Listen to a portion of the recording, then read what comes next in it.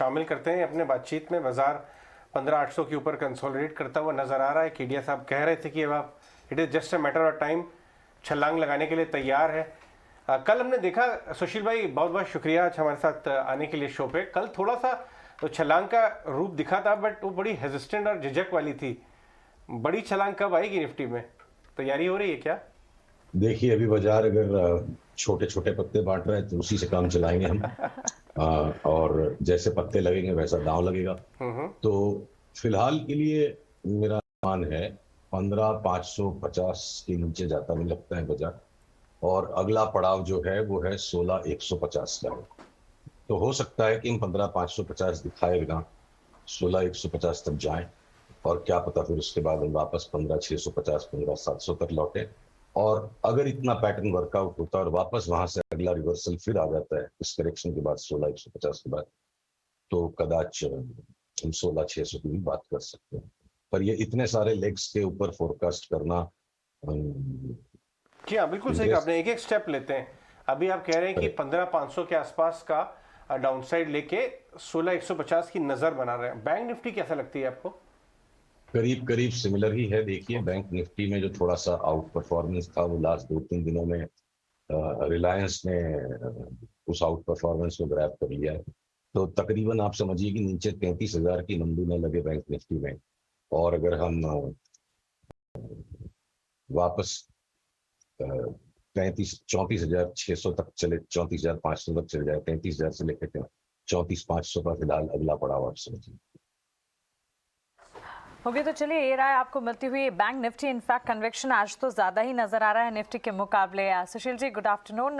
लेकिन ऐसे में हैवी वेट्स की अगर बात करें, रिलायंस के स्टॉक ने आए दिन बाजार को संभालने का ही काम किया। आज के सत्र में भी अगर देखें, रिलायंस में हम देख रहे हैं यहाँ पर बाजार को कुछ हद तक सपोर्ट्स देने का काम कर रहा है। रिलायंस में क्या किया जाए? देखिए, सारे स्टॉक्स ना एक जैसी चाल नहीं चलते हैं।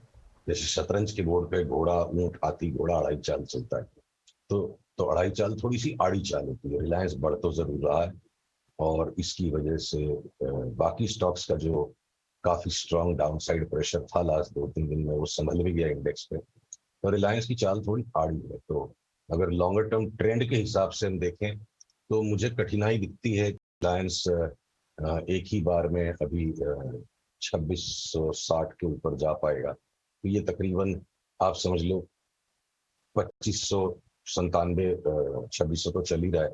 तो 2-2.5% और ये समझ लीजिए इंडेक्स का मैनेज कर रहा है रिलायंस। 16,150 तक निफ्टी अगर जाती है तो भी ये 2660 के ऊपर नहीं जाएगा। इसका जो आउट परफॉर्मेंस लास्ट 2-3 दिन में होना था हो लिया, और मुझे लगता है कि इन लाइन इंडेक्स चलेगा। तो 2550 से लेके 2660 तक की रिलायंस की रेंज है। बिल्कुल। सुशील जी, मारुति ने भी बहुत अच्छी मूव्स दिखाई। अब आपको क्या लग रहा है यहाँ पर कुछ स्टॉक जैसे Maruti, Kotak bank, axis bank, large cap stocks पे, इन पर आपका कोई यहाँ बाय रिकमेंडेशन होगी, या फिर आपकी कोई और अपनी पिक्स होंगी जो आप ऐड करना चाहते हैं? क्योंकि आप मारुति पे एक बार पहले व्यू दे रहे थे, that is why I brought this. देखिए, मारुति ने जो क्या किया है ना कि वो देश का मार्च में लो बना, उस लो के बाद मई में जो नया लो बना है ओवरऑल इंडेक्स का, तो मारुति और M&M जैसे स्टॉक्स ने वो मई के अंदर एक मच हायर बॉटम बनाया। तो ये कंटिन्यूड लास्ट 3.5 महीने से इनका आउट परफॉर्मेंस चल रहा है, 3 महीने से। और आई थिंक अब यहाँ पर इनको लेके मैं फंसूंगा नहीं। I will wait for getting a sell signal for short term trading in Maruti and M&M, and once that comes then I will be going short on them. जो हमारी लॉन्ग्स थी उसको हमने ट्रेलिंग स्टॉप लॉस डाल के अपने आप को निश्चित करना है। बिल्कुल। सुशील जी, कमोडिटी मार्केट्स पर आपका नजरिया क्या है? क्योंकि कमोडिटी सुपर साइकिल को एक मिथ की तरह देखना है, या फिर ये जो कूल ऑफ दिखा है सॉफ्ट कमोडिटीज हो चाहे बेस मेटल्स की चाल हो, इसे कैसे रीड किया जाए? देखिए, सुपर साइकिल वगैरह के विषय में आज वार्ता करने का दिन नहीं। आज रोल ओवर में सब व्यस्त हैं, बहुत लंबी बात हो जाएगी।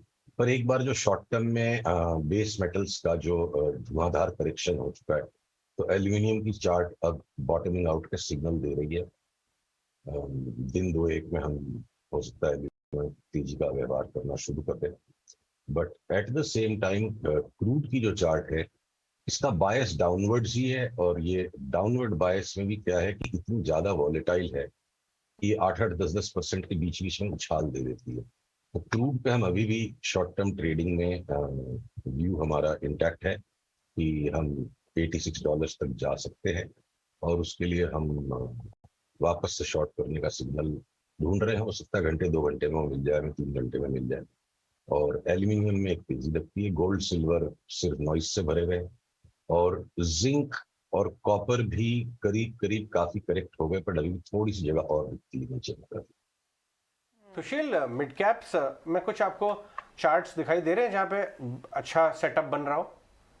सेटअप बहुत से स्टॉक्स में बन रहा है, पर जब तक ओवरऑल मार्केट का मोमेंटम नहीं आता है ना, वो सेटअप 2 मिनट में टूट जाते हैं। तो इसलिए वो 2-2 रुपए के लॉस लगा के अभी सौदा करने का बाजार नहीं है तेजी की तरफ। बट अगर आप मान लीजिए IEX जैसा स्टॉक अगर आप एक्यूमुलेट करें यहाँ पर, ये 2-4 रुपए के स्टॉप लॉस की कहानी में ना पड़े, तो मुझे लगता है 30-35-40% का उछाल अगले लेग में इसमें आ सकता है। और उस प्रकार के बहुत से शेयर्स हैं, पर ज्यादातर ऑडियंस जो होती है ना कि आज लें और 4 दिन में बेचते हैं और हमें वो 2% के स्टॉप लॉस पे 15% कमाने का सौदा दो, तो वो हम अपने क्लाइंट्स के साथ तो बात कर सकते हैं, उसको टाइम टू टाइम रिवाइज किया जा सकता है। राइट, ऑलराइट सुशील, बहुत बहुत शुक्रिया हमसे बात करने के लिए। टेक्निकल चार्ट्स के माध्यम से मेरा व्यू तो ये है कि सब तरह के पर क्रूड पे जो एक व्यू दिया उन्होंने $100, तो मुझे लगता है अब हर कोई इसे फैक्टर इन कर नहीं, सकता है उन्होंने कि इससे ये नीचे व्यू नहीं बना आए। रखा है काफी टाइम से। हाँ, आई रिमेम्बर बहुत समय से वो कह रहे हैं $90 के पास जाएगा। आज तो उन्होंने और लोअर लेवल 86 ही बोला है। बट वो एट द सेम टाइम ये भी कह रहे हैं कि वॉलेटाइल है, बायस डाउनसाइड है, लेकिन इमीडिएट गिर नहीं रहा है। ऑफ कोर्स वो थोड़ा हेजिटेट कर रहा है, अटक अटक के गिर रहा है। जब इतना नीचे आ जाएगा तो बाजार में आग लग जाएगी।